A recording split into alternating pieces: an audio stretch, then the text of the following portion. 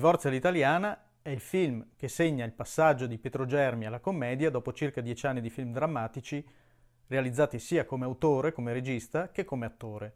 Germi gira una commedia che è una satira talmente feroce della società, in particolare della società siciliana, da diventare immediatamente il vertice e il punto di riferimento della nuova commedia italiana che si era sviluppata a partire dai Soliti Ignoti di Mario Monicelli e che ha per protagonista il contrasto fra la mentalità tradizionale e i nuovi canoni economici, sociali ed etici che emergono nell'Italia del boom. È proprio dal titolo di questo film che in pratica nasce la definizione di commedia all'italiana. Il film è una critica dell'arretratezza della nostra società a partire da due aspetti della legislazione italiana di quegli anni, e cioè da una parte l'articolo 587 del Codice Penale, il famoso delitto d'onore, e dall'altra la mancanza di una legislazione sul divorzio che all'epoca era ancora illegale. Quella descritta è una società arcaica, immobile, ripiegata su se stessa, che si nutre e vive ancora di riti e relazioni umane ancestrali. In un geniale contrasto, il film rappresenta con la massima leggerezza i segni di un'umanità degradata, la falsità, il raggiro, l'essere meschini, l'essere perbenisti, ipocriti e naturalmente sullo sfondo una profonda violenza. Niente e nessuno si salva da questo ritratto spietato. L'aristocrazia e il popolo, il clero e i progressisti, la magistratura e i giuristi, i rappresentanti politici e gli impiegati pubblici, le donne e gli uomini, i giovani e i vecchi.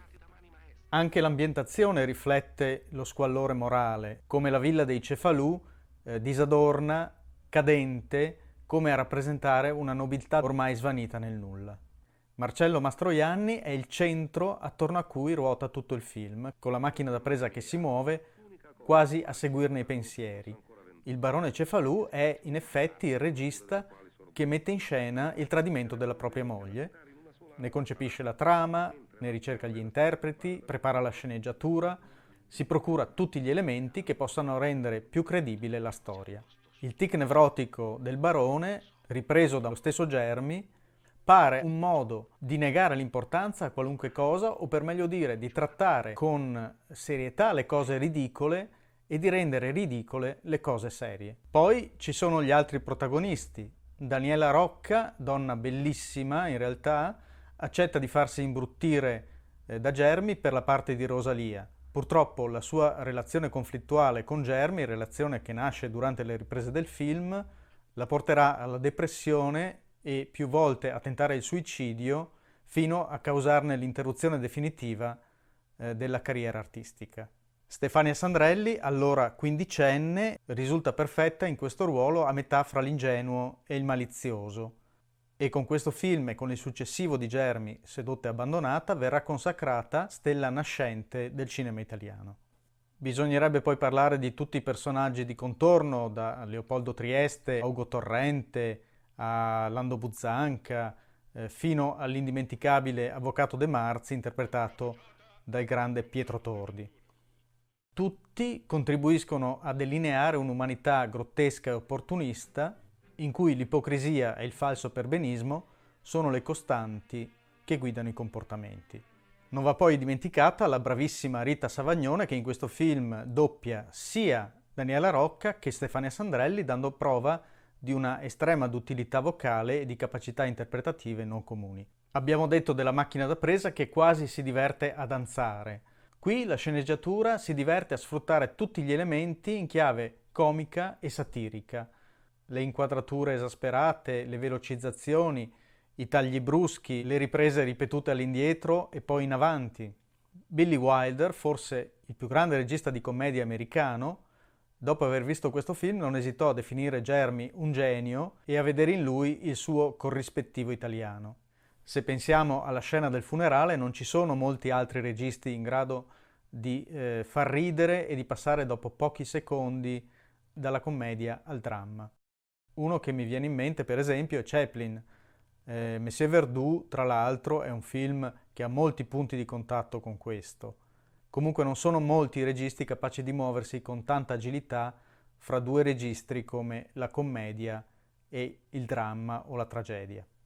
Ironia e paradosso sono gli elementi su cui Germi costruisce tutto il racconto.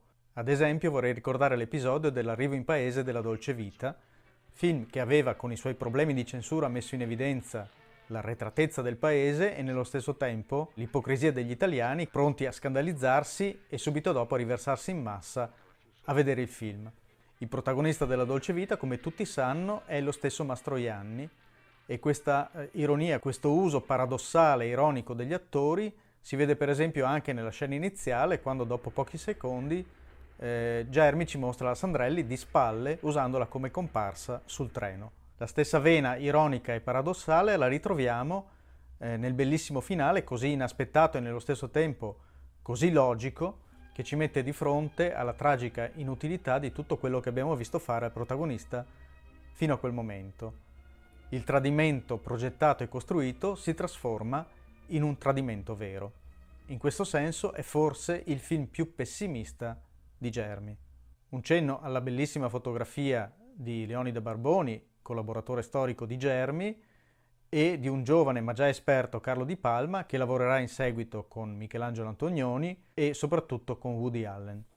E infine ci sono le indimenticabili musiche di Carlo Rustichelli, il cui sodalizio con Germi dura 25 anni, 18 film in tutto, musiche che accompagnano la vicenda passando dai toni farseschi a quelli tragici, senza mai perdere di unità e di coerenza e ricreando l'atmosfera tipica delle melodie popolari siciliane. A story and screenplay by Ennio De Concini, Alfredo Giannati and Pietro Germi for Divorce Italian Style. Il film conquista 3 candidature all'Oscar, regia, miglior attore protagonista e sceneggiatura originale. Unico film italiano nella storia, vincerà quello per la sceneggiatura, oltre ad aggiudicarsi il Nastro d'Argento, il Golden Globe, il Globo d'Oro e il premio per la miglior commedia al Festival di Cannes.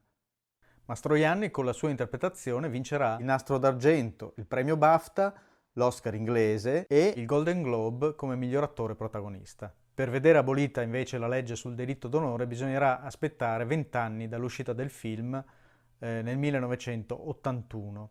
Grazie, se questo video vi è piaciuto lasciate un like, iscrivetevi al canale e ci vediamo per il prossimo appuntamento con i classici del cinema. Un saluto da Andrea.